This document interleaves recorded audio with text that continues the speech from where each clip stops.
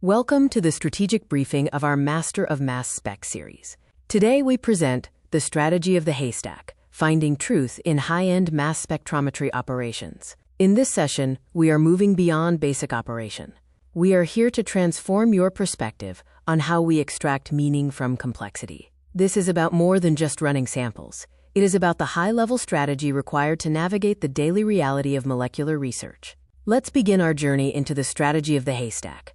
Have you ever heard the old cliché about finding a needle in a haystack? In the world of high-end mass spectrometry, that isn't just a tired metaphor, it is our daily operational reality.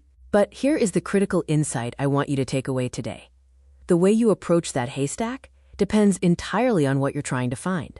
If you already know exactly what that needle looks like, maybe it's a specific steel alloy, a specific length, or a specific weight, you don't waste your time digging through the hay with your bare hands. You bring in a high-powered industrial magnet. You sweep it over the field and, click, you have your needle. This is what we call targeted analysis. You have a specific goal, you apply a specific tool, and you get a specific answer with high precision. But what if your mission is broader? What if your job is to tell me everything that is inside that haystack? Maybe there are silver needles, copper wires, lost buttons, or even biological contaminants you never expected to find. In that case, the magnet is useless for the non-magnetic items. You have to meticulously catalog every single piece of straw and every unknown hidden between them. This is non-targeted analysis, or NTA. In my years of consulting for top-tier laboratories, I've seen recurring tragedies. Brilliant researchers wasting months of instrument time because they picked the wrong strategy. They used a discovery mindset for a quantification problem. Today we are moving from being data collectors to being strategic investigators. We are building your strategic compass to ensure you choose the path that answers your biological question with maximum confidence and minimum waste. Before we turn on the mass spectrometer, we have to address the analytical maturity of your laboratory. Most people in this field start their careers as data collectors. They are hungry for peaks. They want the most complex chromatograms possible because they equate volume with value. But as a senior consultant, I am here to tell you that volume is often just noise. Today we are moving from being collectors to being strategic investigators. The difference between a pro and an amateur is knowing exactly which path to take before the first injection is ever made. Think back to our sessions on the Orbitrap and the Ford ICR. We have the power to see down to the 6th decimal place, but that power is a liability if you don't have a plan for the data it generates. If you are exploring a complex biological mystery, a narrow targeted lens will leave you blind to the true cause of the phenomenon. Conversely, if you are performing a regulated drug safety audit, a discovery workflow is a massive waste of capital and time. We are building a logical framework today that covers targeted analysis, suspect screening, and non-targeted analysis. This framework is your strategic compass. It is the tool that ensures your research doesn't just produce data, but produces the ultimate truth required to advance your project. In the world of management consulting, we look for operational efficiency. In mass spec, that efficiency is found by selecting one of 3 distinct paths. Think of these as different tiers of investigation, each with its own set of key performance indicators and technical requirements. First, we have Path 1, the targeted strike. This is your high-precision mission for the knowns. You know the name, the weight, and the structure of your target before you even begin. Second, we move into the middle ground. Path 2, suspect screening. This is for the known unknowns. You have a list of suspects, perhaps a database of 500 pesticides, but you don't have the physical standards to prove they are there just yet. You are using your chemical intelligence to narrow the field. Finally, we have Path 3, true NTA or non-targeted analysis. This is for the unknown unknowns. You are exploring the wild, postulating structures with no prior information.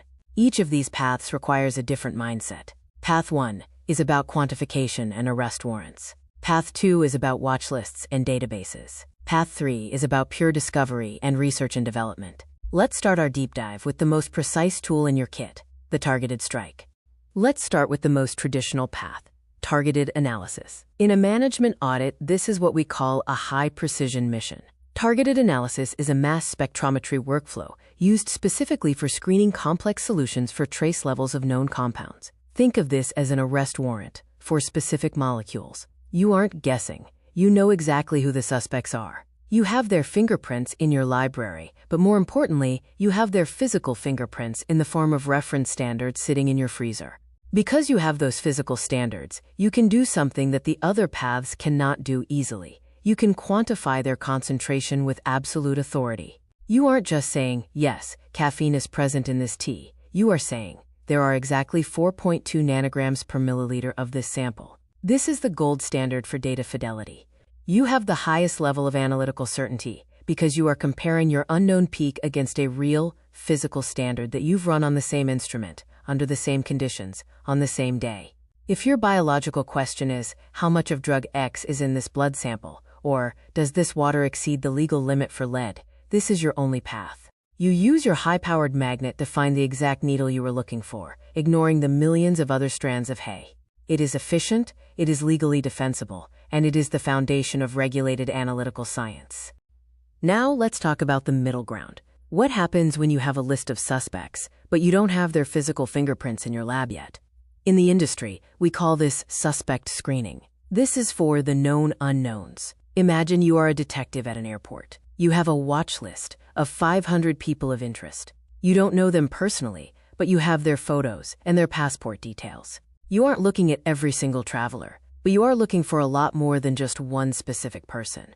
In the lab, suspect screening involves using large screening lists of chemical compounds that are of interest to your study. You might have a list of 500 pesticides that could be in a water sample, but you don't have the $25,000 budget or the 3 months of time to buy and prep 500 individual reference standards.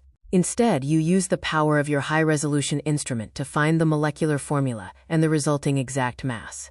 You take the accurate mass, the retention time, and the mass spectrum of an observed feature, and you compare it against a massive database of chemical suspects to identify plausible hits. This is the most efficient way to expand your horizon without drowning in a sea of irrelevant data. It's the strategic bridge between knowing everything and knowing nothing. Now, we enter the most challenging and exciting path, true NTA, also known as untargeted analysis. I like to call this exploring the wild. In true NTA, the chemical structures of unknown compounds are postulated with zero prior information. You don't have a list. You don't have standards. You don't even have a watch list. You are simply asking the instrument, what is in here? Show me everything. This path absolutely requires high-resolution mass spectrometry because you need that extreme precision to determine the exact mass of thousands of different features simultaneously. You are looking for the unknown unknowns. You see a peak, you determine its formula using isotope patterns, and then you use your chemical logic and advanced software to postulate what that structure might be. In a business context, NTA is your research and development department. It is high risk and high reward. This is where you find the new biomarker for a disease that has baffled doctors for decades, or the unexpected pollutant that is killing fish in a river 3 counties away. It is a path of pure discovery. However, because it is so broad, it produces a massive amount of data. This is where your methodological alignment must be strongest. You aren't just counting what you know anymore. You are mapping a new world. Whether you are doing suspect screening or NTA, you eventually have to step out of the lab and tell the world how sure you are about your discovery. You cannot just say, I found it, and expect a regulator or a client to believe you. In the world of elite analytics, we use the Szymanski scale to communicate this analytical certainty. Think of this as the scale of truth. There are 5 levels. At the base, level 5, you only have an exact mass, or m/z. You know something is there, but it's a ghost. By level 4, you have an unequivocal molecular formula. You know the atoms, like C10, H14, N2, but not the arrangement. Level 3 is where it gets interesting. Tentative candidates. You've narrowed it down to a few possible structures using mass spec fragments. Level 2 is a probable structure, often backed by a high-score library match. But the closed case, the gold standard, is level 1. This is a confirmed structure, where you have matched the mass spec, the tandem mass spec, and the retention time against a reference standard on your own instrument. As a strategic investigator, you must be brutally honest about where your suspect sits on this pyramid. A level 3 is a great lead for a pilot study, but a level 1 is the only thing that will stand up in a courtroom or a final FDA filing. Now, here is the consultant's executive summary on how to choose your path. It all comes down to the why of your research. Have you ever felt like you're drowning in data? In my experience, that usually happens when a researcher chooses NTA, but their biological question actually only required suspect screening. They went into the jungle when they could have stayed in the field. The pro tip here is simple. Always start with the most specific path possible. If you can answer your question with a list, don't explore the unknown unless you have to. Furthermore, you must apply economic rationale to your confidence levels. If you found a probable structure at level 2 that explains your biological phenomenon, do you really need to spend $500 on a standard and a week on prep to get to level 1? In a high-throughput lab, that strategic decision is what keeps your projects on time and under budget. The difference between a pro and an amateur is knowing when to stop looking. If the answer is found, the search is over. Mastering this decision matrix ensures that your lab remains a center of discovery, not just a warehouse for uninterpreted data. Let's wrap up this strategic briefing. You have officially moved from being a data collector to being a strategic investigator. You now understand that targeted analysis is your magnet for high-precision quantification of knowns. Suspect screening is your watch list for finding known unknowns using databases. And true NTA is your expedition for postulating structures of the completely unknown. You also have the Szymanski scale to communicate your certainty to the rest of the world. Here is my golden quote for you to carry back to your bench. In science, the path you choose determines the truth you find. Don't let your method limit your curiosity. You now have the strategic compass to navigate any biological problem. You know when to be a sniper and when to be an explorer. But once you've chosen the discovery path, how do you handle the massive amount of data that comes back? How do you move from identifying one molecule to mapping an entire biological system? Get ready.